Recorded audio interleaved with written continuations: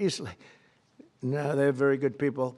Let's start with Amgen's Executive Vice President, who I already introduced, and I introduced the people here. So I'd like to ask Bobby and Naz to say a few words, and also I'd like to ask if anybody would like to speak on behalf of your company, or just say how great this country is doing, and you're all building tremendous facilities now in the United States instead of other countries that we all know about. But if you'd like to say something. So, Oz, do you want to start? And Bobby? Thank you. Thank you, Mr. President. Thank you very much. Mr. President, he gets taller with time here.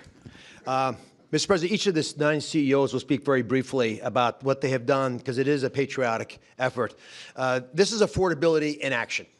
We talk about it in abstract, but this is not an abstract concept. This is a very concrete, tangible, personal reality, because we've got moms with sick children who cannot afford their medications. Working families cannot make ends meet. Seniors on fixed income. We have 80 million people who have to pay more than $100 a month for their prescriptions. They just can't keep up. So this is a hardcore approach to this, driven by a bold leader who's taken bold action. With that bold action, we've now created a standard for the industry. The 9 leaders behind us run the biggest pharmaceutical companies in the world. They're joining 5 other companies that have been through this White House process over the last 2 months. I want to make sure you appreciate that it doesn't happen with just the people in the room. They're wonderful individuals: Chris Klump, Inma Hernandez, John Brooks, Theo Merkel, Corey, Heidi. A lot of folks work their tails off to make this happen, and that's why we've gotten to the finish line. The prices that President Trump left to the next administration on pharmaceuticals have gone up 25% until the president took office. We are reversing that trend and making sure that Americans can afford to get the life-saving solutions. Because if these brilliant innovators create solutions to cancer and hypertension, hepatitis, and a bunch of other viruses, illnesses that have been lethal throughout human history, but you can't afford them, then we're not treating you fairly.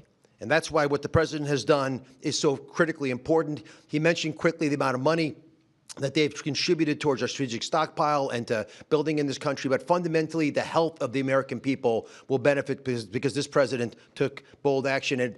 And from my personal position, I couldn't do anything I do without Secretary Kennedy, who just does not take no for an answer and will call me even more than the president does to make sure things happen right. Mr. Secretary. Even more. That's not nice. I don't think that's true. I think we got a lot of calls from the president, and at one point in this negotiation, we both stopped answering our phones late at night because we couldn't take it anymore. But I want to thank you, Mr. President, for doing this.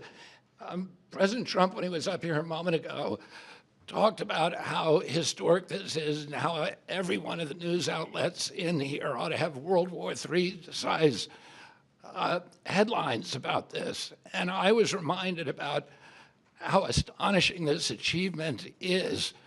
A couple of days ago, when one of my sons, 29 years old, very, very left-wing Democrat, and disagrees with a lot of the policies of this administration, he called me and he said, "Dad, I want to tell you how proud I am about this. This is the best achievement that could happen to our country."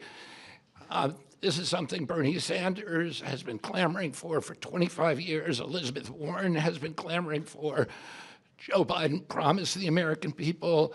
President Obama, President Clinton all promised to do this for the American people. All of them expressed their outrage, their indignation that we are paying 1/10 in some cases the price of drugs that they're selling in Europe. We developed them here. We manufactured some of them in New Jersey. We were paying $1,300 for a drug manufactured in New Jersey. The same drug manufactured in the same plant was being sold for $88 in London. And everybody recognized how unfair this was. We were paying for all the innovation in this country. And yet, the rest of the world was free riding on it. And President Trump told me and Dr. Oz at the beginning of this term, this is what I want you to do. And he leaned on us. I think both of us were very skeptical at that point that it could be done.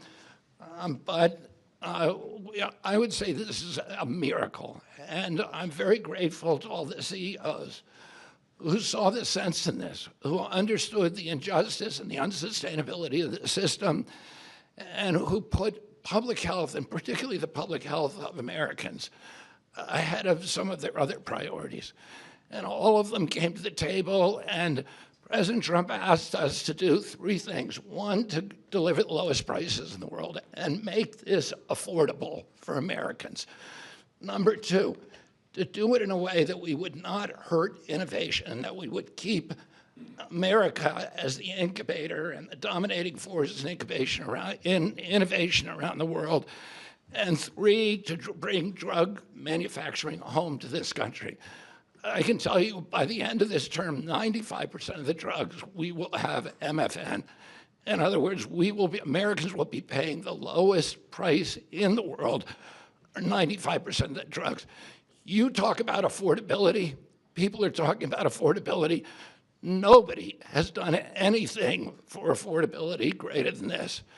So I want to thank you, President Trump, for your leadership, for your vision, and for your relentless harassment of us to make sure this all got done.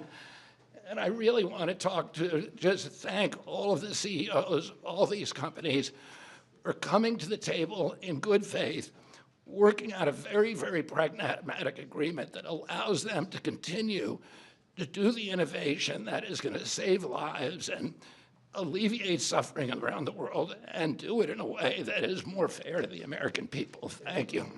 So we're going to, yeah, Howard first. So this is an example of what President Trump